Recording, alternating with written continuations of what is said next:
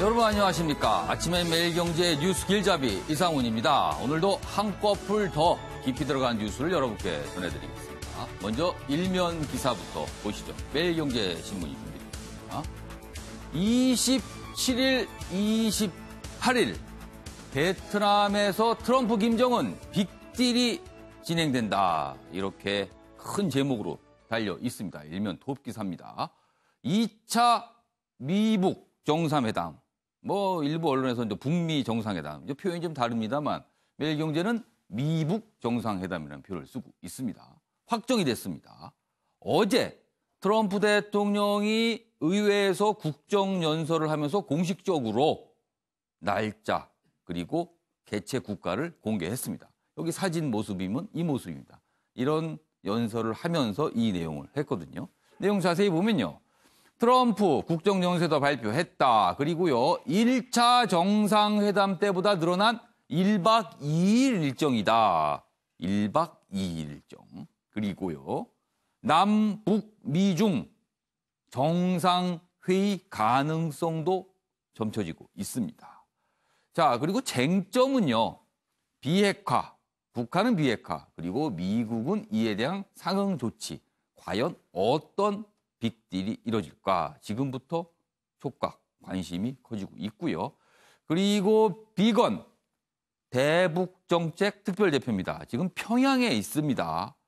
내용은 알려진 거는 없으나 평양에서 뭔가 실무 협상을 집중적으로 벌이고 있을 것이다. 이런 추정 보도가 계속 나오고 있습니다. 자, 다음은 한국일보로 가겠습니다. 역시 일면 큰 기사로 27일, 28일 북미 핵담판, 한반도 평화 분수령이다. 이렇게 되면서 방금 본 매일경제 일면 톱기사와 비슷한 내용을 전하고 있고요. 그 옆에 기사 보겠습니다. 1월 최악의 초미세먼지, 1월 중순쯤 저희가 경험을 했습니다. 엄청난 초미세먼지였죠. 그런데 그 당시 상황을 다시 되돌아가서 연구를 해봤습니다. 어딘가 하면요, 여기 있습니다. 환경부 산하 국립환경과학원이 지난달 11일에서 15일 엄청난 그 초미세먼지가 발생했을 당시를 연구를 했는데 이런 결과가 나왔습니다. 중국 영향이 평균 75%입니다. 이 기간 동안 날짜별로 어느 날은 69% 그리고 어느 날은 82%가 중국 때문이었다는 분석이 나왔는데 평균적으로 보면은 75% 과학적으로 증명이 된 겁니다. 그리고 이 결과를 중국 당국에 제시할 예정이라고 합니다. 이래도 또 중국이 잡아뗄까요? 어떨지 모르겠습니다. 자, 이번엔 동아일보로 갑니다. 방위비 분담금 1조 원 플러스 알파. 그리고요, 이 협상의 기간은, 그러니까 협상이 유효한 기간은 1년. 이렇게 우리와 미국이 주한미군 방위비 분담금 협상을 사실상 마무리했다, 합의했다, 이런 내용입니다. 미국 요구에 근접했고요. 이르면 준에 공식적으로 타결을 할 것이다. 그러나 사실상 합의는 됐다고 나오고 있어요. 그리고 트럼프 대통령은요, 미국 언론 인터뷰에서 주한미군 철수 논의는 안 했다, 안 한다, 이런 얘기를 합니다. 그동안 이 트럼프 대통령이 방위 분담금 협상을 벌이면서 주한미군 철수 카드를 쓸 수도 있다, 이런 우려가 있었는데 그러지 않았다는 내용이 확인이 됐습니다. 자, 마지막으로 한겨레 신문 보겠습니다. 이쪽에 기사가 있군요. 2,200여 명의 김영균들 정규직 전환한다. 설 연휴 동안 당정협의를 통해서 김영균법 후속 대책을 내놓았는데요. 그 내용은 이렇습니다. 연료와 환경설비, 운전 분야에 일하는 많은 분들이 계시거든요. 그분들을 정규직화하기로 했다. 이런 당정협의 결과가 공개가 됐고요. 그리고 조사위를 꾸려서 재발 방지책을 마련하기로 했다. 그리고 오늘부터 김영규 씨 장례도 치르기로 했다. 그동안 장례를 못 치르고 서울에 지금 있었거든요. 장례도 천만다행으로 이제 장례 절차도 진행이 된다고 합니다. 자, 지금까지 일면 기사 짚어봤고요. 오늘도 네 분 패널께서 나오셨습니다. 한 분씩 소개해드리겠습니다. 먼저 윤영걸 전 매경닷컴 대표 나오셨고요. 오늘은 특별히 정대진 아주대 통일연구소 교수께서 자리하셨습니다. 오늘 북한과 그리고 미국 협상 문제를 집중적으로 좀 다뤄볼 예정이라서 오늘 특별히 모셨고요. 조대진 변호사 그리고 이재진 세한대 교수 자리하셨습니다. 안녕하세요. 안녕하십니까.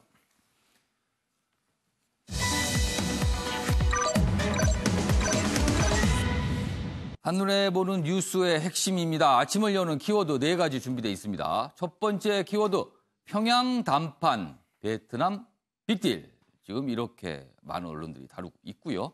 한국당은 그런데 푸념을 하고 있습니다. 정상회담 날짜가 정해졌는데요.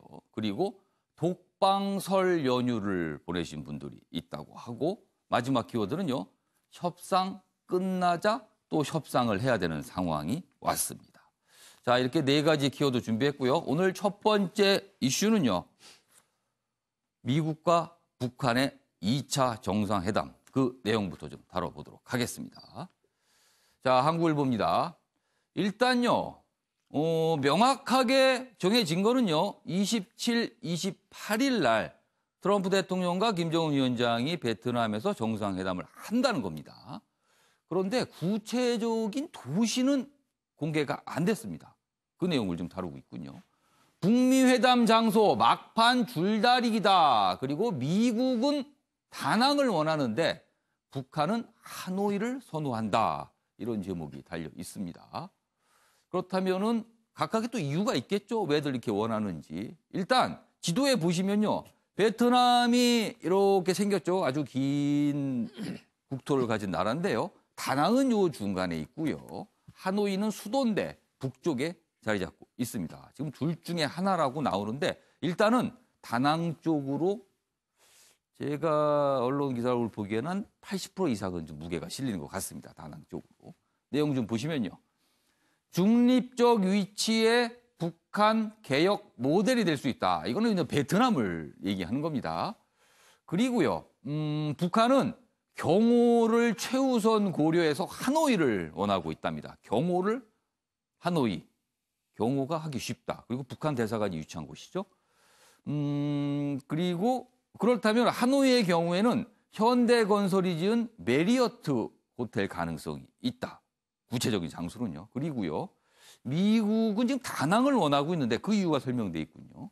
월남전 때 미국의 군사기지 위치한 곳이 다낭이고요. 그리고 다낭으로 결정될 때는 요새와 같은 페닌슐라 호텔이 유력하다. 구체적인 호텔 이름도 지금 나오고 있습니다. 그리고 몽키베이 통째로 끼고 그리고 뒤로는 산이다. 뭐 이런 내용인데요. 기사에 보면은 다낭의 경우는 그동안 국제 행사를 많이 치렀기 때문에 기반 시설이 잘 돼 있다는 장점이 있어서 미국이 그런 부분을 선호하고 있다고 합니다. 자, 그럼 여기서요. 트럼프 대통령이 어제 정상회담과 관련해 공개한 내용 발언 들어보시겠습니다. Much work remains to be done, but my relationship with Kim Jong-un is a good one. Chairman Kim and I will meet again on February 27th and 28th in Vietnam. If I had not been elected President of the United States, we would right now, in my opinion, be in a major war with North Korea. 트럼프 대통령과 김정은 국무위원장이 2차 북미 정상회담의 날짜와 장소를 확정한 것을 환영합니다. 두 정상은 이미 싱가포르에서 70년 적대의 역사를 씻어내는 첫 발을 뗀 바 있습니다. 베트남은 미국과 총칼을 겨눴던 사이지만 이제는 친구가 되었습니다. 북한과 미국이 새로운 역사를 써나가기에 베트남은 더없이 좋은 배경이 되어줄 것으로 기대합니다. 네, 정상회담의 이제 뭐 구체적 내용에 들어가기 앞서 좀 형식적인 문제부터 짚어보겠습니다. 일단 장소 그리고 개최지 부분이거든요. 정대진 교수님. 네. 일단 베트남은 확정이 됐습니다. 물론 이제 다낭으로 기울고 있는데 일단 저희가 좀 확률이 높으니까 베트남 다낭으로 한번 얘기를 좀 해보겠습니다. 왜 베트남일까요? 그 많은 나라 중에서. 예, 베트남은 그동안 많이 좀 보도가 되고 예. 분석이 됐지만 예. 북미 양측에 모두 다 상징적인 의미가 좀 큽니다. 미국으로서는 김정은 위원장을 트럼프 대통령이 베트남에서 만났을 때 예. 베트남을 좀 보라. 아. 우리와 적대 국가였는데 95년도에 수교를 하고 그 후에 2000년대 이후에는 뭐 WTO에도 가입을 하고 예. 지금 고도 성장을 구가하고 있지 않느냐. 예. 만약에 비핵화의 가시적인 성과를 좀 낸다면은 예. 미국이 또다시 이런 경제 지원과 여러 가지 해줄 수 있는 것들이 많다라고 하는 걸 설명할 수 있는 현장이고요. 그럼 미국 입장에서는 우리하고 이렇게 잘 지내면 베트남 봐봐라. 이렇게 될 수 있다. 이런 걸 보여주고 싶었던 건가요? 뭐 이제 뭐 말하자면 이제 그런 장소인 어. 것이죠. 그리고 이제 북한 같은 경우에도 베트남 성장 모델, 예. 개혁 개방 모델을 참고를 좀 많이 하고 있는데 김정은 위원장이 직접 현장을 볼 수 있는 기회라는 점에서 베트남이 중요한 의미가 있는 것 같습니다. 이번에 사실은 또 다른 관심사 중에 하나는요. 김정은 위원장이 베트남을 방문해서 이제 다낭으로 좀 많은 전망이 좀 기울고 있는데 다낭을 방문을 했다가 하노이를 들려서 북한과 베트남 간의 정상회담을 할 수 있다. 이런 가능성도 나오거든요. 그러니까 온 김에 아예 베트남 쪽에서 베트남 최고 지도자를 만나서 뭔가를 얘기하고 갈 수도 있다. 이런 부분도 있거든요, 지금. 예, 그렇죠. 2월 말에 뭐 베트남이 이제 북한의 김정은 위원장을 예. 초청한다는 설이 굉장히 좀 많이 있죠. 그래서 베트남을 직접 방문해서 정상회담을 베트남과 가지면서 예. 베트남의 이제 개혁 개방 모델 어. 그리고 성장 모델들을 좀 학습하고 참고하는 그런 시간도 가지는 것은 이제 충분히 개연성이 있습니다. 그렇다면은 미국 쪽이나 북한 쪽이나 베트남이 여야만 되는 이유들이 좀 있는 거군요. 예, 그렇죠. 네. 그럼 뭐 다낭이라는 부분은 아직은 확정은 안 됐지만 지금 많은 언론들 얘기는 그쪽이 워낙 뭐 이 휴양 시설이면서도 기반 시설이 잘 돼 있고 미국 입장에서 다낭의 또 상징적인 의미, 과거에 거기에 주둔했던 곳이 되면 뭐 그런 의미가 있습니다. 그래서 다낭으로 좀 기울고 있다는 소식 전해드리고요. 또 다른 관심사는 이번 정상회담의 일정이 1박 2일이라는 겁니다. 이틀입니다. 그렇다면 많은 거를 할 수가 있을 시간이 나온다는 얘기가 되는데 그래서 북한과 미국의 퍼스트 레이디 얘기가 또 나오고 있어요. 그래서 그 관련 기사도 저희가 준비했는데 좀 보시죠. 이쪽에 있습니다. 허심탄회한 대화, 뭐 만찬, 산책, 스킨십 뭐 있을 것인가 관심이 집중되고 있고요. 또 다른 관심사, 멜라니아 리설주, 퍼스트 레이디 회동도 이루어질까? 통상적으로 정상회담이 1박 2일 정도로 열리게 되면요. 부인을 같이 동반하는 게 통례거든요. 동부인이 통상적인 일입니다. 그렇다면 이번에도 베트남 1박 2일 일정에서 퍼스트 레이디 간의 회동이 이루어질까? 이 부분도 참 관심사입니다. 물론 뭐 퍼스트 레이디끼리 만나서 얘기한다고 거기에 무슨 어마어마한 무슨 내용이 나오거나 합의는 않겠지만 이 모습 자체가 대단히 의미심장할 수 있는 거거든요. 자, 정대인 교수님, 이 부분은 어떻게 전망하세요? 작년에 6월 10일 날 예. 싱가포르 회담은 단 1일이었죠. 그렇습니다. 원포인트 회담이었는데 그때 이제 만찬까지 이어지느냐 아니냐가 굉장히 예, 예. 관심사였습니다. 예, 근데 이제 만찬까지 하지 않고 오찬을 하고 예. 그 오후에 김정은 위원장도 바로 이제 예. 떠나고 트럼프 대통령 혼자서 아주 길게 기자회견으로 그렇습니다. 성과를 발표하고 기자 하는 이것도 또 혼자 했어요. 그렇죠. 이제 그 모습을 기억하실 텐데 예. 이번에는 1박 2일 일정을 발표를 했습니다. 예. 만찬 일정이 들어갈 수밖에 없는 일정이죠. 예. 그 만찬 일정이 있다는 것을 보면은 뭔가 이제 정상들끼리 이제 실무적으로 회담하는 거 외에 예. 뭐 저녁 시간에 만찬과 뭐 어떤 문화 공연이나 등등 해서 뭐 부대 행사들이 좀 있을 가능성이 좀 크다는 것이죠. 거기에 이제 뭐 리설주 여사와 멜라니아 여사가 같이 동부인을 해서 예. 참석을 하는 것이 일반적인 정상 외교의 관례라면 그렇게 진행이 될 것으로 관측됩니다. 만찬 그리고 부대 행사로 공연이 있을 경우에 부인 없이 혼자 가서 보는 것도 굉장히 분위기가 안 좋을 수도 있어요. 어색하죠. 썰렁해 네. 보이고요. 네. 그렇다면은 지금 퍼스트 레이디 회동 가능성이 꽤 높아지고 있다는 부분도 좀 나오고 있습니다. 알겠습니다. 자, 이번에는 구체적으로 미국과 북한과 미국 정상 두 번째인데요. 구체적으로 무엇을 합의할 수 있을까? 이 부분을 좀 짚어보도록 하겠습니다. 다음 기사 보시죠. 자, 중앙일보입니다. 돌아올 날짜도 안정했다. 호랑이 굴로 들어간 비건. 지금 비건, 스티브 비건. 뭐 미국의 대북정책 특별대표가 평양에 가 있습니다. 그래서 김혁철 전 스페인 주재 북한 대사와 지금 뭔가 협상을 벌이고 있는 것으로 알려지고 있는데 중앙일보는 호랑이 굴로 들어갔다. 이렇게 제목을 달고 있군요.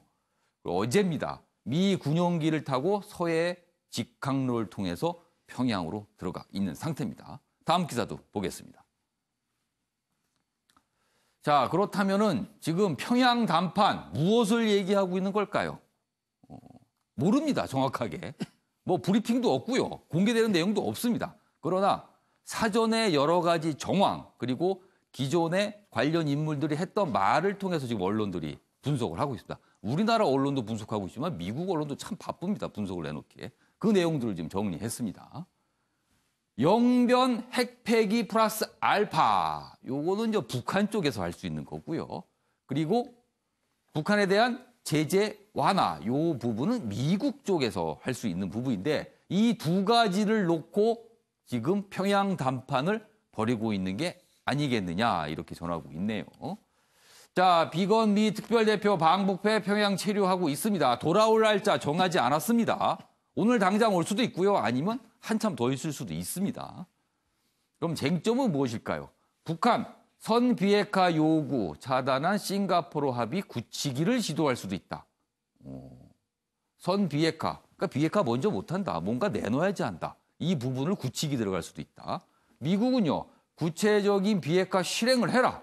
그리고 핵시설 신고해라. 뭐 이런 거 추가 약속을 요구할 수도 있다. 이렇게 돼 있습니다. 자, 이 부분이 참 궁금하기도 하지만 알 수가 없습니다. 그래서 정대진 교수님 네, 예. 추정을 해주시죠. 지금 비건과 김혁철 두 인물이 협상을 벌이고 있는 텐데요. 무엇을 각각 카드를 놓고 지금 서로 협상을 하고 있을까요? 지금 뭐 언론에 빅딜 스몰딜 얘기가 예. 많이 나오지 않습니까? 예. 뭐 빅딜 스몰딜은 뭐 북미가 양측이 예. 뭐 기관들이 예. 뭐 국무부와 외무성이 공식적으로 예, 뭐 기준 내놓은 건 아니고 예. 여러 분석에서 나오는 건데 분석마다 조금씩 좀 다릅니다. 근데 내용을 보면 다 빅입니다. 뭐 스몰은 없어 보입니다, 예. 사실. 근데 빅딜 스몰딜의 이제 기준을 좀 보면 제재 완화 예. 여부가 좀 핵심 관건이 될 것 같습니다. 예, 예. 이게 제재 완화라고 하는 것이 들어가게 되면은 빅딜이 예. 되는 것이고 이제 영변 핵폐기 플러스 알파 대 예. 제재 완화가 되는 이게 빅딜인 것이고 예. 스몰딜이라고 하는 것은 이제 제재 완화가 좀 다소 빠지는 모양새인 거죠. 그러니까 북한으로서는 기본적으로 자신들이 선의의 비핵화 조치를 했다고 하는 예. 뭐 동창리나 풍계리 예, 같은 예. 곳 그리고 영변의 일부 시설에 대한 사찰 예. 검증 등등에 대해서 미국의 상응 조치로는 제재 예. 완화가 빠진 뭐 종전 선언이나 북미 연락사무소 개설 같은 정치적인 조치 정도에 그치는 것, 대북 인도적 지원에 대해서만 제재 완화를 해주는 정도, 그 정도가 스몰딜인데 스몰딜을 놓고는 북미 양측 다 좀 만족을 할 수가 없는 상황이죠, 사실은. 그렇죠. 평양까지 간 걸 그렇죠. 봐서는 뭐 그 정도 하려고 갈 것 같지는 않아요. 그렇죠. 어쨌든 스몰딜을 넘어서서 빅딜로 가까이 가는 그런 실무 협의를 하려고 좀 하고 있는 것인데 예. 빅딜과 스몰딜 사이에 만약 뭐 미디엄 딜이라고 하는 게 있다면은 예. 그러니까 북미 비핵화 평화 협상에 입구로서 미디엄 딜이라도 좀 찾으려고 지금 아마 미디엄들은 지금 방금 만드신 용어신가요? 예, 뭐 빅과 스몰 중간이니까요. 아, 그냥 미디엄 그 딜 정도가 중간에서 있을 수 미디엄 딜이라도 있다면 그 입구로서 미디엄 딜이라도 찾기 위해서 지금 밀고 당기기를 좀 하고 있지 않을까 생각이 됩니다. 일단 아무튼 우리에게 뭔가 좀 유리한 상황으로 거래가 이루어졌으면 좋을 텐데 지금 나오신 세 분 패널께서도 오늘 준비를 많이 하셨는데 제가 질문 좀 드릴게요. 지금 이런 내용들이 언론에 나오고 있습니다. 북한이 내놓을 수 있는 거, 미국이 내놓을 수 있는 거. 일단 윤영걸 전 대표님. 예. 우리 입장에서 가장 좋은 그림은 무엇일까요? 어떤 그림으로 이 타결이 되면 좋을 건가요? 아까 뭐 정 박사 말씀하신 대로 예. 빅딜이 제일 좋겠죠. 영변 핵폐기 예. 플러스 알파라는데 플러스 알파라는 게 뭡니까? 예. 비핵화 일정하고 로드맵. 아, 거기에 대해서 북한이 확실하게 내놓고 예. 우리는 또 미국 쪽에서는 제재 완화해서 어. 개성공단이나 금강산 관광도 재개하고 다른 경제 협력도 다시 풀어야 되는 거죠. 예. 그러니까 작년 6월 12일 날 싱가포르에서 한 거는 예. 기둥 4개를 세우는 거거든요. 예. 근데 이달 27일, 28일 베트남 가서 예. 그 지붕을 씌우겠다는 거예요. 아. 그 지붕을 씌우겠다는 건데 예. 초가집이 될지 슬레이트 지붕이 될지 아마 기와집이 될지 이거는 아직 관건인데 슬레이트 지붕 잘못 씌워놓으면 바람 불면 날아갑니다. 바람 불면 날아가죠. 예. 토네이도나 쓰나미 오면 그냥 새마을 운동 때나 쓰던 거거든요. 예. 그러니까 북한이 여태까지는 싱가포르 회담 이후에는 버티기와 살라미 전술을 썼어요. 예. 버티기. 예. 한반도 비핵화인데 북한 비핵화가 아니다. 예. 한반도 비핵화니까 너희들도 미국도 조치해라. 그리고 살라미 조금씩 보상을 받는 걸 했거든요. 예, 예. 저는 쉽지는 않고 굉장히 지금 기대 반 우려 반인데 예. 이번에 비건이 평양 가서는 저는 얻을 게 아직은 없다고 봅니다. 아직 20일 남았거든요. 예. 북한의 여태까지 협상술은 막바지에 가서 톱다운으로 해결하거든요. 그래서 저는 베트남까지 20일 동안 예. 치열한 밀고 당기기 위해서 베트남에서 승분할 가능성이 있어서 진짜 단판은 베트남에서. 그래서 저는 영부인들을 동반한다? 예. 이것도 안 될 가능성도 저는 상당히 있다고 봅니다. 왜? 그냥 의전이나 이게 잔치가 아니라 막바지까지 밀고 당기냐. 그러니까 미국으로 봐서는 ICBM 정도 양보 없고 제재 완화해주면 저는 시간은 북한 편으로 가서 그때부터는 제재 완화 제자만 들어와도 북한이 갑이 된다고 봐요. 그래서 미국이 정신 바짝 차려야 되는 진실의 문에 지금 들어섰다 이렇게 봅니다. 동부인을 하기에는 지금 상황이 굉장히 냉혹하고 엄청나게 심각하다. 지금 이 말씀. 저는 그래서 미북 정상회담이 마지막 단계 무산될 가능성도 뭐 많지는 않겠지만 어느 정도는 있다고 봅니다. 조대진 변호사. 네. 뭐 당 쪽의 의견도 많이 듣고 계시니까 뭐 여러 가지 그저 북한 관련된 얘기도 많이 들으실 것 같아서 질문 좀 드릴게요. 사실 북한이 가장 원하는 거는 제재 완화입니다. 조금이라도 뭔가를 풀어달라. 그래야지만, 그러니까 그게 이른바 이제 상응 조치 요구거든요. 이 부분을 미국이 이번에 제시할 가능성 어떻게 보세요? 저는 어느 정도는 큰 틀에서 합의가 됐다고 보는데요. 예. 아까 윤영걸 대표님께서도 어느 정도 걱정스러운 생각을 좀 말씀을 주셨지만 저는 어느 정도는 미국이 받아들여질 자세가 돼 있기 때문에 날짜를 확정 지은 게 아닌가 싶습니다. 저렇게까지 나온 걸 보니까. 트럼프라는 사람의 성격이 트럼프 대통령이 예. 어느 정도 본인이 생각하는 대로 가지 않으면 아예 일자 잡채를 잡지를 않았을 텐데 날짜를 잡고 회담 장소를 어느 정도 책정을 한 걸로 봐서는 그 자체가 뭔가 신호다 지금. 네, 그렇죠. 근데 다만 이제 세부적인 내용은 알 수는 없겠지만 제가 이제 조금 국민의 한 사람으로서 이제 요청드리고 싶은 거는 물론 이제 트럼프도 북한도 바라는 게 있고 미국도 바라는 게 있겠지만 이번에는 북한 입장에서는 솔직히 말해서 아까 박사님께서 말씀 주셨지만 여러 가지로 많이 양보했다라고 생각을 하고 있거든요. 그런 상황에서 제재 요구만 좀 어떻게 좀 해달라. 인도적 요구 사항에 대한 제재 요구 말고도 더 산업 발전을 위한 그 제재 요구를 좀 요청을 하고 있는데 안 들어줬기 때문에 이런 부분에 관련돼서 미국이 조금 양보하는 틀로 나간다면 이번엔 좀 큰 틀의 협상이 좀 이루어질 수 있지 않을까 이렇게 생각합니다. 약간의 제재 완화 정도 네. 시작을 그런 부분이 좀 돌파가 될 수 있다 이렇게 설명해 주십니다. 자, 이재진 교수께서는 이 질문을 좀 드릴게요. 지금 비건 대표가 평양에 가 있습니다.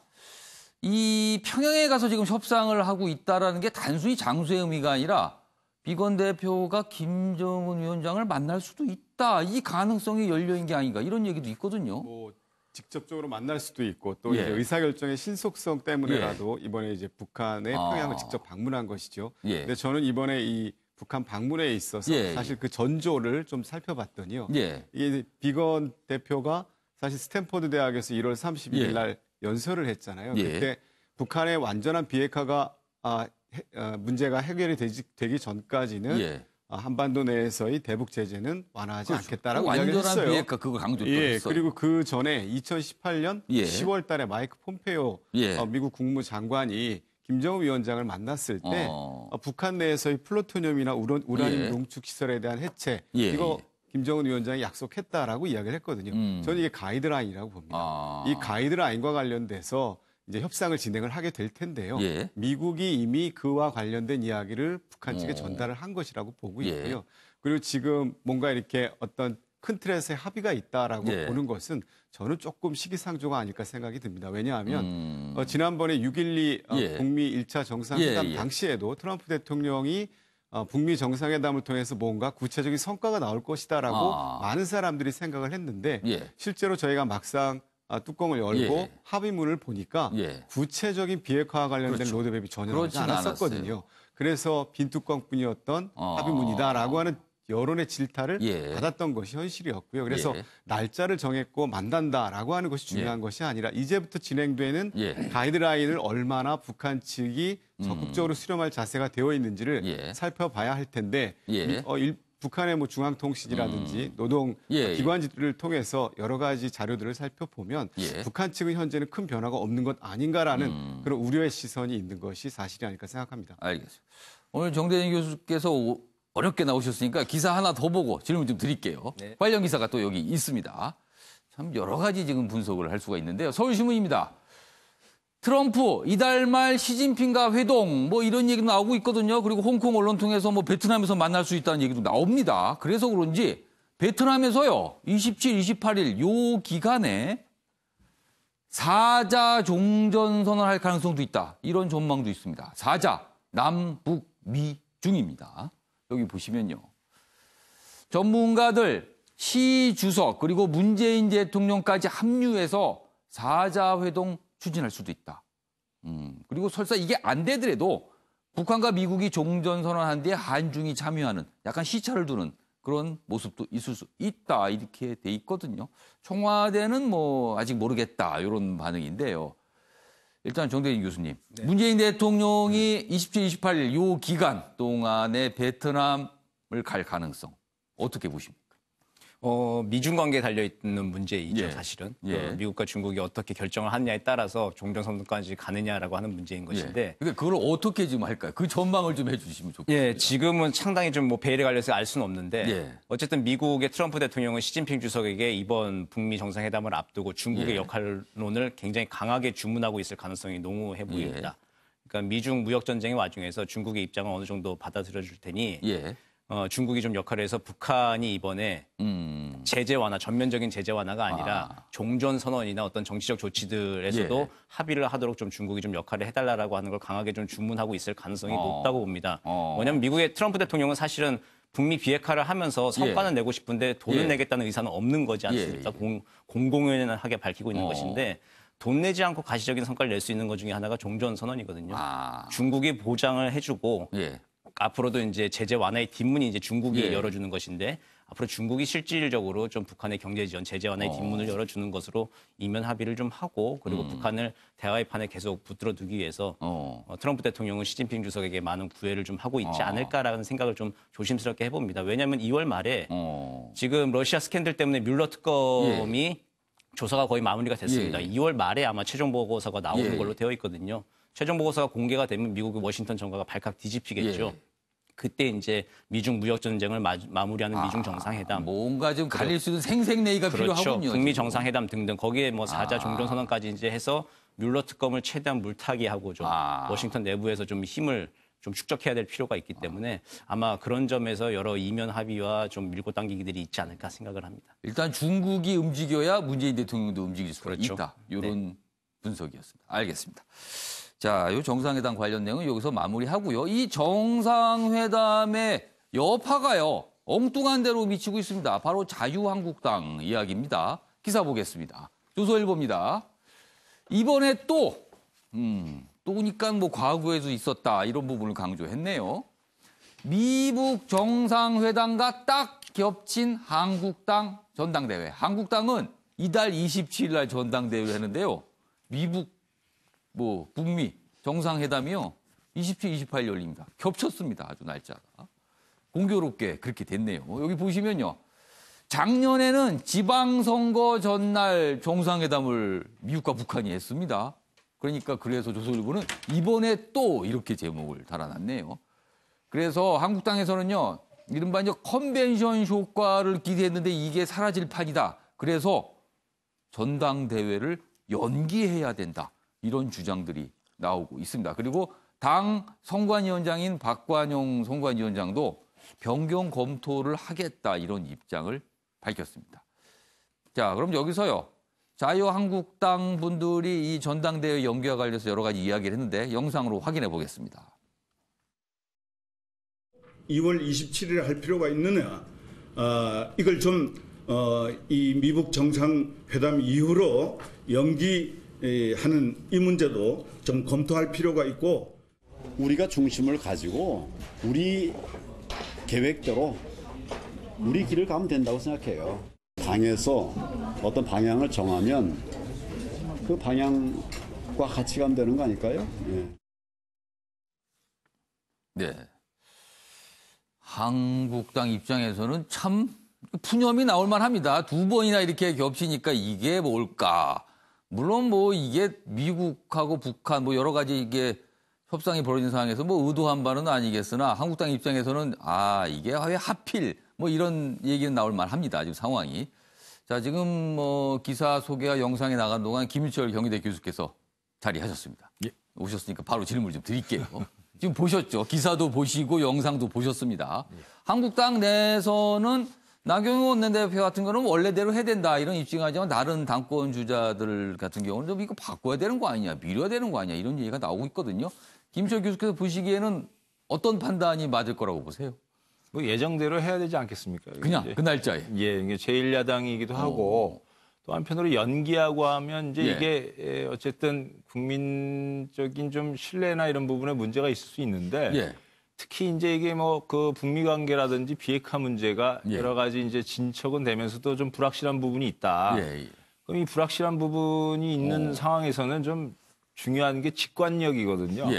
분석보다는 좀 이쯤 하겠다. 또 2월 말쯤에 정상회담, 북미 정상회담이 있을 거라는 얘기는 계속 나왔었어요. 그렇죠. 예고가 됐었죠. 2월 말로. 그러면 이제 이미 이제 뭐 그 조정을 해놨어야 되는 건데 막상 지금 와서만 바꾼다 뭐 한다 그래서 실제 바꿔버리면 그런 이제 직관력도 없고 예측 전망 능력도 이제 이미 예고가 된 건데 왜 이제 와서 그런 말을 하느냐 이런 그렇죠. 것 같아요. 지금. 그러면서 이제 또 그 정상회담 끝난 다음에 이후에 하게 되면 그 성과에 대해서 뭔가 평가하고 해야 될 거 아니겠습니까?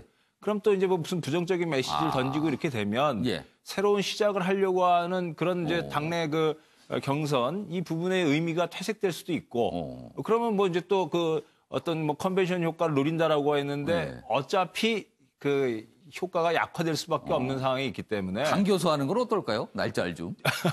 이제 뭐 당겨서 차라리 이제 해버리면 또 뭐 괜찮을 수 있겠습니다만 지금 상황이 과연 당겨서 할 수 있는 상황인지. 또 전당대 장소를 구하기가 만만치 않아서. 그것도 있고 또 경선 치열하지 않습니까? 이제 치열한 상황 내에서 당긴다라고 하면은 이게 이제 승패 여부에 굉장히 영향을 주니까. 말이 많이 나오겠군요. 그렇죠. 그래서 이제 그 어쩔 수 없이 그냥 정해진 날짜에 하는 게 지금으로서는 가장 최선의 선택 아닌가 생각이 듭니다. 알겠습니다. 윤영걸 전 대표께서는 이 날짜가 이렇게 공교롭게 겹친 부분 그리고 연기를 해야 된다 이렇게 나오는 부분 어떻게 보십니까? 저는 뭐 김 교수님 의견하고 반대로 연기를 하는 게 좋지 않겠느냐.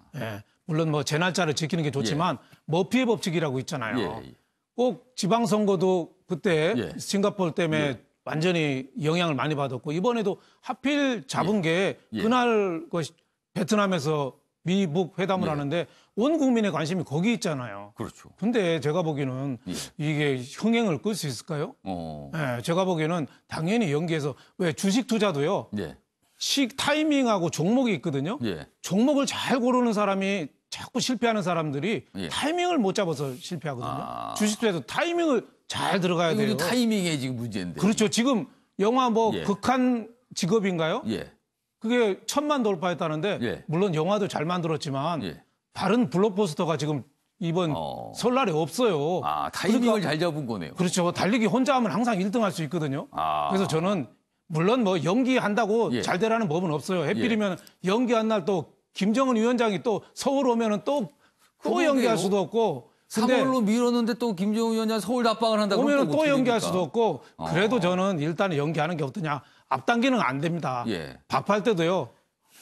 뜸들기 전에 밥솥 열으면 안 되거든요. 그래서 그건 안 되고 일단 전 연기해서 그때 김정은 오면 또 연기하더라도 일단은 분위기를 좀 무르익게 그렇게 컨벤션 효과를 모처럼 전당대회를 해서 지금 자유한국당 지지율이 지금 상승세 타고 있잖아요. 이거를 탄력을 받아야지 비행기가 뜰 거 아닙니까? 연기를 해야 된다고 말씀하시죠. 그럼 기간은 어느 정도 뒤로 미뤄야 된다고 보세요? 뭐 한 달 정도 미뤄야 됩니까? 장소 잡으려면은 한 달 정도는 걸리지 않겠어요? 그럼 3월 말로. 뭐 킨덱스나 뭐 어디 큰 데가 많지 않으니까 한 달 정도는 저는 잡아야 된다고. 김정은 위원장의 답방과 또 겹칠 수도 있고 모르겠네요. 뭐 4월 1일 날 또 만우절도 있어서 또 어떻게 될지 모르겠는데 하여튼 일단은 저는 좀 연기해서 당원들이 많이 좀 관심이 높을 때 하는 게 좋다 이렇게 생각이 듭니다. 두 분이 김철 교수께서는 그대로 그냥 가는 게 좋다. 윤영걸 전 대표께서는 미뤄야지. 그것도 한 달 정도는 미뤄야 된다. 이런 말씀을 하셨습니다.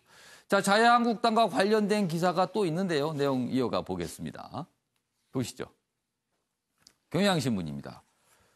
일단 당권 주자들 3명, 뭐라고 표현할까요? 뭐 빅3라고 할까요? 뭐 하여튼 이렇게 3분이 크게 사진이 있고 제목이 이렇습니다. 친박이여 나에게로 몸단 홍 오 그리고 느긋한 황이다 이렇게 제목이 달려 있습니다. 한국당 당권 주자들이 지금 친박표를 잡기 위해서 여러 가지 호소를 하고 있다. 이런 내용인데요. 홍준표 페이스북에 박근혜 석방 운동 장애투쟁 시작을 해야 된다. 뭐 이런 글을 올렸고요. 오세훈 전 서울시장은요. 유튜브 방송에 출연해 박근혜 전 대통령에게 고마운 부분도 있다. 질문이 그런 거였습니다. 본인이 탄핵 문제로 탈당을 한 분 아닙니까? 어떻게 생각하냐 이렇게 나오니까 뭐 여러 가지 문제도 있지만 박근혜 전 대통령의 고마운 부분도 이렇게 얘기를 했어요. 이건 분명히 의도가 있는 발언이라고 보입니다. 그리고 황교안 전 국무총리는요. 친박 지지 탄탄하다는 평가 속에 당신보다는 민심 행보다. 그래서 일단 친박과 관련해서는 느긋한 황이다. 이렇게 기사가 돼 있습니다. 자, 요 내용은 이재진 교수께 좀 질문 드릴게요. 이분 3명의 당권 주자가 이러는 이유가 있겠죠, 분명히? 이유가 있죠. 예. 예, 있습니다. 특히 이제 한국당을 전략적으로 지지해주고 있는 그 지역이 사실은 대구, 경북, 부산, 경남 지역일 텐데요. 영남 지역. 그렇습니다. 영남권입니다. 그 영남권 우리 자유한국당의 전체적인 당원의 숫자가 약 300만 명. 그중에서 이제 책임당원이 약 32만 명. 책임당원이라면 진짜 돈도 당비도 내고 그렇습니다. 열심히 활동하는 당원들. 그렇습니다. 그리고 그중에서 16만 5천 명 정도가 대구, 경북, 영남권이라고 그래요. 대구, 경북, 부산, 경남. 16만 5천이면 약 50%가 넘는 책임당원에. 그렇습니다. 책임당원 숫자의 50%가 그럼 이번에 넘는 전당대에서 그 책임당원들이 투표를 하는 거 아닙니까? 그렇습니다. 특히 이제 그 4인을 선출하는 컷오프에서는 더군다나 이 책임당원이 70%, 일반 국민 30%로 투표를 하게 되어 있거든요. 그러니까 두 차례의 합동 연설 이후에 그리고 이제 여론조사, 책임당원과 일반 국민이 7대 3의 비율로 해서 투표를 해서 이제 4인 컷오프를 하게 되는데요. 그런 점에서 지금 세 분의 빅3 후보라고 하는 분들뿐만이 아니라 나머지 다른 이번에 대표에 출마하시는 분들 역시도 모두가 대구, 경북 지역과 특히 이제 박근혜 대통령을 지지했던 사람들로부터의 표심을 얻기 위해서 구애를 하고 있는 그렇다면 이른바 표밭, 영남이 표밭이라는 소리인데요. 그럼 그렇습니다. 그 표밭에서는 박근혜 전 대통령 얘기를 해야 표가 온다 이런 판단인 건가요? 지금 현재로는 그런 것으로 지금 판단하고 있습니다. 그래서 이렇게 여러 가지 모습이 나타나고 있다. 알겠습니다. 조대진 변호사도 혹시 하신 말씀 있으실까요? 아닙니다. 뭐 특별하게 제가 드릴 말씀은 없을 조대진 것 변호사는 지금 뭐 저희가 사회 기사 있는데 여기에 좀 집중적으로 말씀을 좀 해주셔야 될 것 같습니다. 아무튼 지금 두 가지 모습, 자유한국당을 둘러싼 전당대회 연기론이 나오는 부분 그리고 당권 주자들이 영남 지역으로 가서 박근혜 전 대통령 얘기를 자주 하고 있다는 얘기. 뭐 이런 두 가지 내용 현상을 좀 전해드렸습니다. 자, 이번에 사회 분야 기사로 보겠는데요. 판결 그리고 뭐 이게 수사 상황 이런 내용입니다. 먼저 첫 번째 기사 보시죠. 조선일보입니다. 여기 조재범 전 코치, 쇼트트랙 전 코치가 있는데요. 지금 뭐 폭행 부분도 있지만 이 성폭행 부분은 수사도 별도로 가고 재판도 별도로 지금 진행이 되려고 합니다. 이런 내용이 있습니다. 오늘 기분이 매우 안 좋다. 조재범 성폭행 증거로 심석희 선수의 메모가 결정타였다. 심석희 선수가 이른바 이제 안 좋은 일이 있었을 때마다 본인이 메모를 남겼습니다. 그래서 본인의 심정을 이렇게 보면요. 기분이 매우 안 좋다. 뭔가 이제 간접적으로 표현을 한 느낌이 있습니다. 그리고 피해 날짜와 장소까지 기록을 해둬서 이게 아주 중요한 증거가 되고 있다. 이런 내용이고요. 여기 내용 좀 보시죠. 여기 밑에 부분에 있습니다. 경찰에 따르면 심 선수는 3년 넘도록 장기간에 걸친 조 씨의 범행에 대해 구체적이고 일관되게 일시와 장소를 특정해 진술했다. 이렇게 돼 있고요. 그리고요. 그 심석희 선수가 남긴 메모에는 이렇게 돼 있습니다. 오늘은 기분이 매우 좋지 않았다처럼 심 선수가 피해를 당했을 때의 심정을 간접적으로 표현한 내용이 포함된 것으로 적었다. 또 조 씨의 범행 일시와 장소도 담겼다. 그래서 아주 중요한 증거가 됐다. 이렇게 돼 있습니다. 자, 조대진 변호사. 일단 메모 내용은 그렇습니다. 메모 내용 부분도 있고요. 그리고 진술이 일관됐다. 이 부분도 아마 중요한 역할을 하고 있는 것 같아요. 그러니까 성범죄에 있어서 제일 중요한 부분이 피해자의 진술이 일관되고 피해자여야만 알 수 있는 사실들을 진술을 했다면 그 진술의 신빙성이 있다라고 보여지고 그 진술이 흔들리지 않고 계속 가게 되면. 근데 그런 데다가 지금 심석희 선수 같은 경우에 있어서는 그 당시에 진술을 뒷받침할 수 있는 여러 가지 메모들이 나왔거든요. 그 메모들이 본인이 경찰이나 검찰 조사에 받을 때 내가 언제 어떤 날짜에 이런 성폭행 피해를 당했다라고 얘기를 했던 날짜에 그 메모에도 동일 일치하게 그런 날이 있는 거죠. 들어가 있는 메모군요. 그렇죠. 그런 부분들이 상세하게 되어 있는 부분을 봤을 때 피해자의 진술로만으로도 충분하게 기소를 할 수 있고 유죄의 심증을 가질 수가 있을 텐데 거기에 이제 심석희 그 선수의 메모까지 더해졌기 때문에 이거는 뭐 발뺌할 수 없는 상태고요. 지금 조재범 코치는 그럼에도 불구하고 지금 성폭행 혐의를 부인을 하고 있다고 봐요. 그렇습니다. 근데 제 입장으로는 그 변호사 입장으로 봤을 때 조언을 준다면 지금이라도 입장을 바꾸는 게 낫지 않을까 싶어요. 그게 오히려 재판에서는 오히려 날 수가 있나요? 엄청 불리할 가능성이 높습니다. 지금 이 정도 증거라면 재판에서는 어떻게 됩니까? 일단 심석희 선수가 본인이 그러니까 예를 들면은 이 정도 성폭행 피해를 그 어떻게 보면 자기 인생을 걸고 성폭행 피해를 폭로한 거죠. 폭로한 것인데 그게 뭐 조재범 코치를 무고할 의사가 없었다는 부분이 분명하고 또 피해자의 진술이 또 이렇게 너무나 일관된 데다가 저런 직접적인 증거까지 나와버렸기 때문에 어쨌든 재판 자체로는 심석희 선수의 그런 진술을 믿어줄 가능성이 상당히 높습니다. 그러니까 만약에 지금 조재진 전 코치의 조재진 변호사가 변호인이시라면 그렇게 좀 지금이라도 좀 어떤 대처를 해야 된다고 좀 권유하고 있다. 자백을 아마 하도록 유도를 하는 게 현명하고요. 그리고 보통 일선 상황에서 이 정도로 피해자의 진술이 구체적이고 관련된 피해자의 증거물들이 나와버리면 당시에 본인의 의사하고는 상관이 없이 재판장이 어떻게 바라보느냐도 따져야 되거든요. 이런 부분을 좀 봐야 될 것 같습니다. 아무튼 지금 수사 상황이 좀 이런 내용까지 좀 전해지고 있습니다. 자, 이번에는 저 판결과 관련된 기사인데 지금 앞에 전해서 이 내용과는 좀 사뭇 다른 상황입니다. 내용 좀 보겠습니다. 여기 있습니다. 안희정 구속한 재판부 여중생 성폭행 혐의 60대에게는 무죄를 선고했습니다. 왜일까요? 그 부분이 설명이 돼 있습니다. 피해자 진술이 유일한 증거인 상황인데 재판부는 이렇게 판단을 했습니다. 그 피해를 당했다는 A양이 피해 횟수 등 주요 진술 내용을 번복했다. 그러니까 진술의 일관성이 좀 떨어졌다. 이런 부분인 내용이네요. 여기 내용 좀 자세히 보시죠. 이 사건도 안전지사 사건처럼 성폭행의 직접적인 증거는 없었다. 피해자의 진술이 유일한 증거여서 그 진술의 신빙성이 있는지가 쟁점이었다. 그런데요. 여기 보시죠. A양이 피해 횟수를 번복했고 수사기관과 1심에서 말하지 않은 내용을 추가로 말하는 등 진술의 신빙성을 인정하기 어렵다. 이게 법원의 판단입니다. 1심, 그래서 2심에서 무죄가 됐습니다.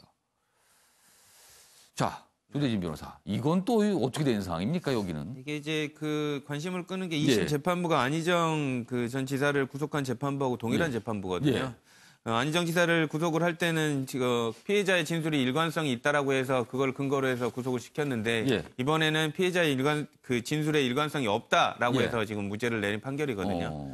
지금 1심, 2심의 내용이 둘 다 무죄이긴 한데 약간은 좀 다릅니다. 1심도 무죄고 지금 2심 나는 내용이 다르다고요. 그렇죠. 1심은 피해자의 진술의 신빙성도 없고 또 그 동대표라는 그 지위를 이용해서 위력 행사도 동대표를 누가 위력을 행사를 할 수 있는 자리로 생각했겠느냐. 동대표라는 위치.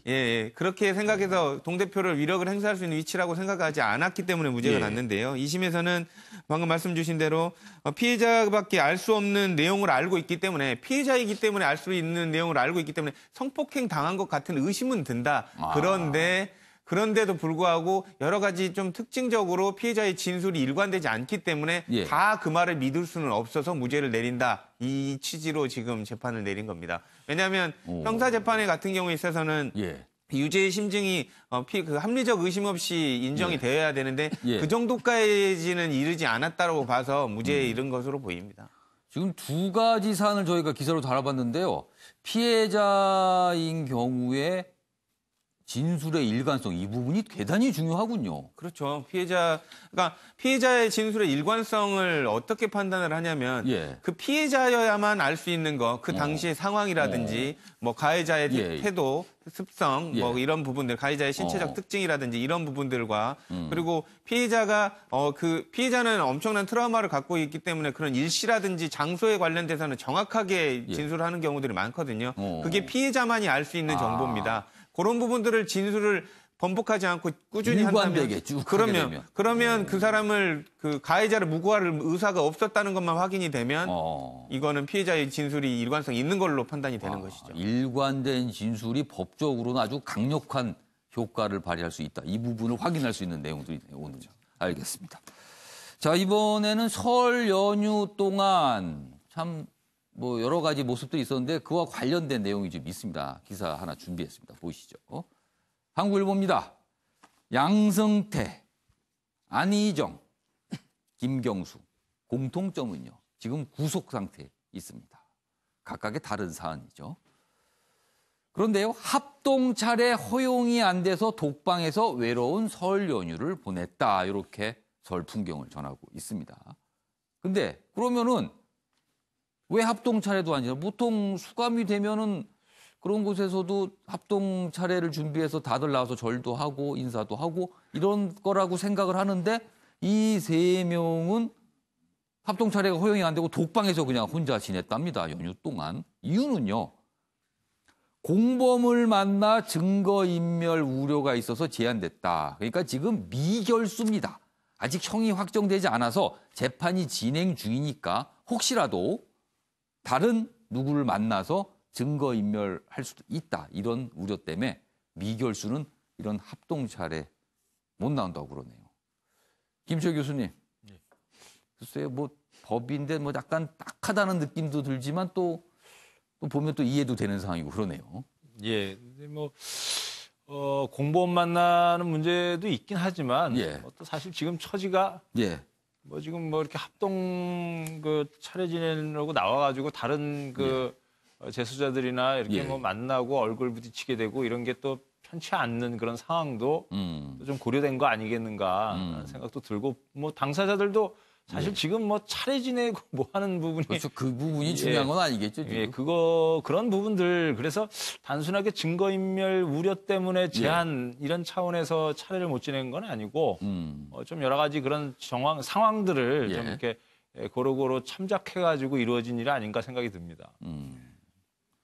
아무튼 뭐 설 연휴 동안에 원래 이제 모든 분들이 이제 즐겁게 지내야 되는 때인데 이분들은 이제 수감 상태에서 이렇게 홀로 독방에서 보냈다. 오늘 좀 눈길을 잡는 기사 저희가 소개해드렸습니다.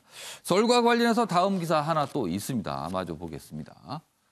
요번에 설 연휴 때 뭐 친인척들, 가족들 모여서 여러 가지 뭐 음식도 나눠 먹고 얘기도 하셨을 텐데요. 또 이런 현상 각 가정마다 있지 않았을까 싶네요.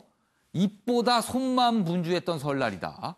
가족들 덕담을 나누거나 윷놀이를 하는 대신 각자 스마트폰만 계속 쳐다보고 만지작거렸다. 그래서 입이 바빠야 되는데 손만 분주했다. 이렇게 기사는 전하고 있네요. 전문가들 너무 이렇게 스마트폰만 계속 만지작거리고 보면요. 중독 증상인지 좀 경계를 해야 된다. 이런 조언을 좀 하고 있습니다. 윤영걸 전 대표님. 혹시 설 연휴 동안 이런 모습을 혹시 보셨나요?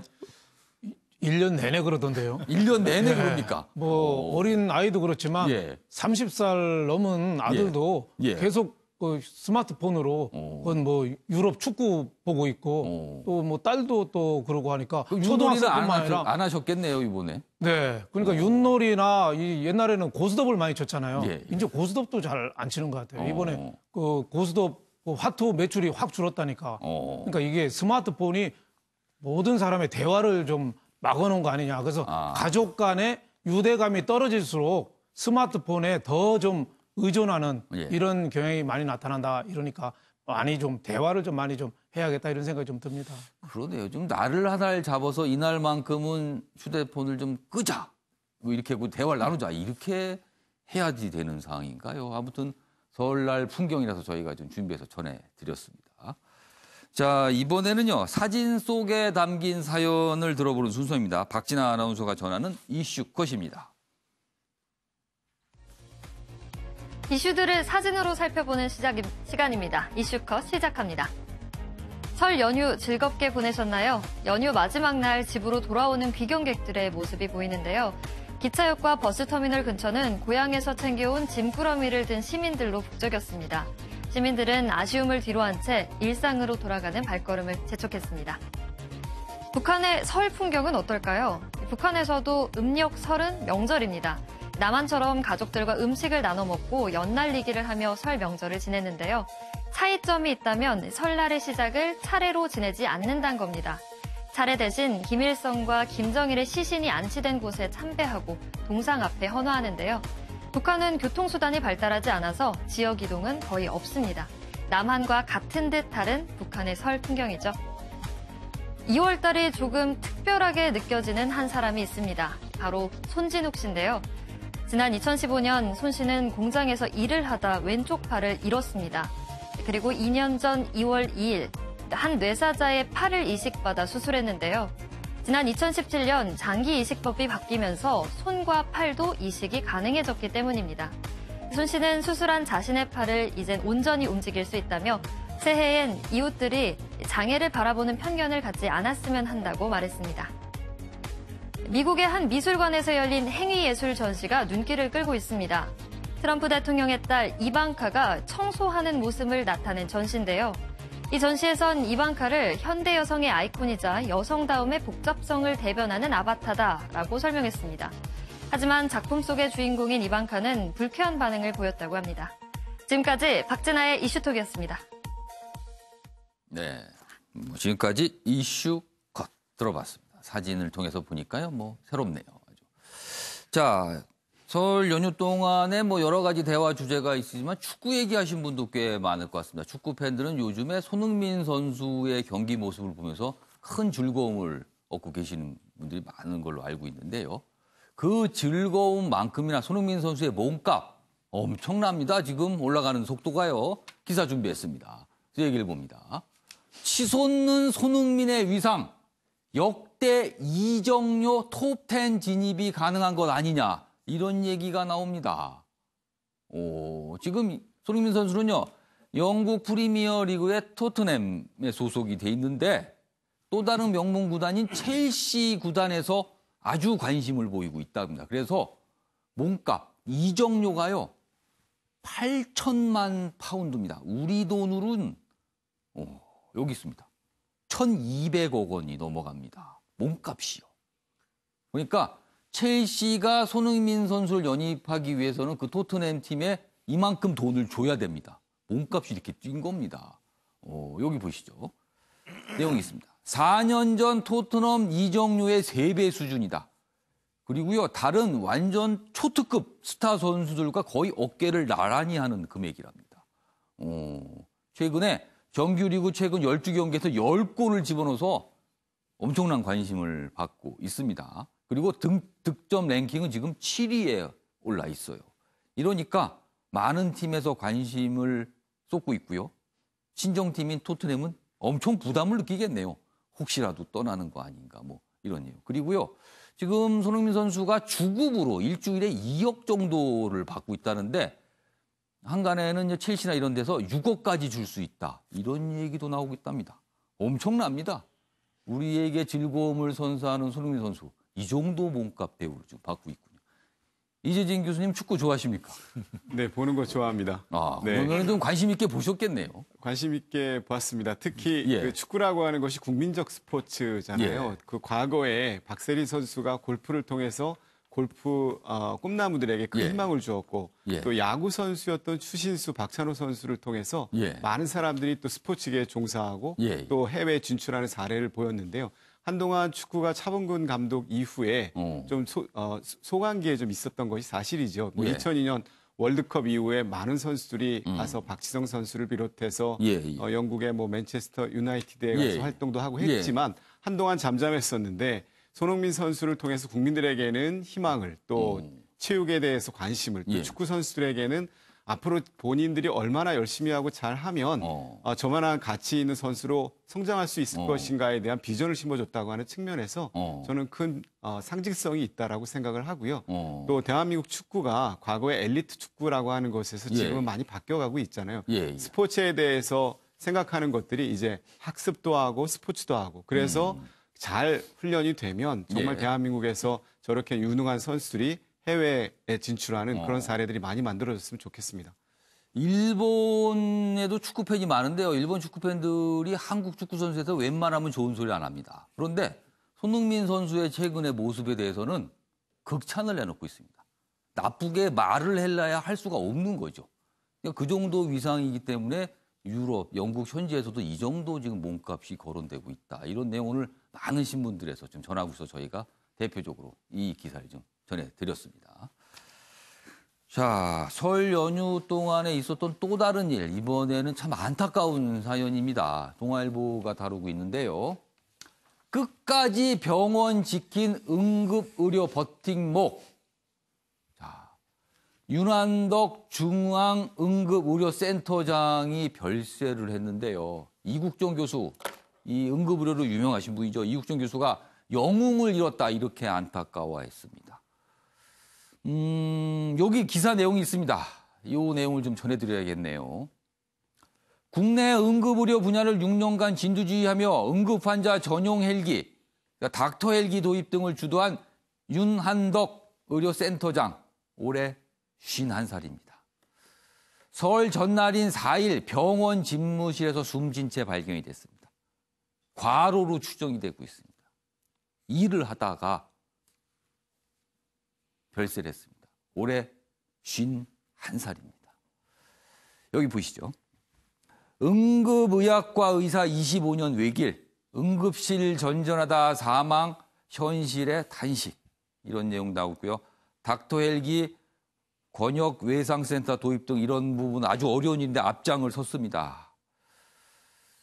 출세 무심한 채 센터를 이끌어왔던 분이다. 주변에서 이런 얘기를 했고요. 환자 각종의 평소에도 야근이 잦고요. 이번 설날 연휴도요. 사실은 많은 의사들이 연휴니까 좀 떠나게 되지 않습니까? 그래서 본인이 근무를 하다가 별세를 했다. 이런 얘기도 좀 있습니다. 조대진 변호사. 이거 어떻게 해야 됩니까? 이런 분도 계시는데. 좋은 분들이 항상 먼저 가시는 것 같아서 너무 가슴이 아프고요. 나이가 너무 지금 젊습니다. 그렇죠. 제일 활동해야 될 상황이고 또 이국종 교수도 어깨 쪽지가 떨어져 나간 것 같다라는 고통을 말씀을 주셨는데 또 응급 의료계 현실이 그렇게 녹록치 않지 않습니까? 여러 가지 힘든 상황이기 때문에 그렇게 노력하시던 분이 또 이렇게 돌아가신 것들 또 애도하는 입장들도 많은데요. 그러니까 그 돌아가신 분이 노력하고 했던 부분들을 좀 정책적으로 뒷받침할 수 있는 그런 노력들이 좀 후속으로 또 나와야 될 것 같고요. 지금 예전에 이제 이국종 교수 때문에 응급의료에 관련된 부분, 외상권역센터에 관련된 부분들이 좀 관심을 받았지만 또 반짝했거든요. 그러니까 이제라도 좀 지속적인 관심을 좀 가져서 지원이 좀 있어야 될 것 같습니다. 의사라고 하면 많은 분들이 굉장히 부러워하는 대표적인 직업으로 꼽지 않습니까? 그만큼 어떤 처우라든가 위상이 높다는 건데, 이렇게 보이지 않는 곳에서 고생하시는 의사분들도 많다는 거. 그리고 이런 일까지 벌어지고 있다는 거. 이거는 좀 어떻게 해결을 좀 해야 될 것 같다는 느낌이 좀 드네요. 윤영골 대표께서는 어떻게 보셨어요? 너무 안타깝죠. 본인이 심쿵이라고 심장 정지 그 시스템을 많이 주장했잖아요. 근데 본인이 책상에 앉은 그 자리에서 어떻게 숨을 거두신 것 같은데 또 병원에서. 근데 본인은 전혀 그 발견이 안 됐어요. 경비실에 근무하는 사람들은 그 방에 항상 불 켜 있으니까 그런가 보다. 만나 없이 일하시는 분이니까 일하시는가 보다 하고 또 집에서 그 부인께서는 온다고 했는데 안 왔지만 또 그 병원에서 또 바쁜 일이 있구나. 야근하나 보다. 그래서 부인도 안 챙겼다는 거 아니에요. 그래서 연락이 없으니까 사무실에 병원에 가봤더니 그 책상에 앉아서 그대로 돌아가신 채로 발견이 됐다니까. 참 너무 안타깝고 한데 저거는 무슨 대책이 있겠습니까? 그러니까 응급의학 시스템을 좀 인력을 많이 좀 늘리고 해야 되는 거 아닙니까? 그렇죠. 좀 더 인력을 많이 늘려서 51살에 저렇게 책상에 앉아서 돌아갈 정도로 업무가 저렇게 과중하다면은 그 시스템을 좀 이국종 교수 말씀대로 좀 개선해야 될 필요가 있지 않느냐 이런 생각이 듭니다. 알겠습니다. 안타까운 사연 저희가 좀 전해드렸습니다. 좋은 사연과 안타까운 사연 저희가 좀 번갈아 가면서 했네요. 자, 이번엔 어떻게 생각하십니까? 순서입니다. 도대체 왜일까? 이런 질문에 답을 찾아보는 순서입니다. 보시죠.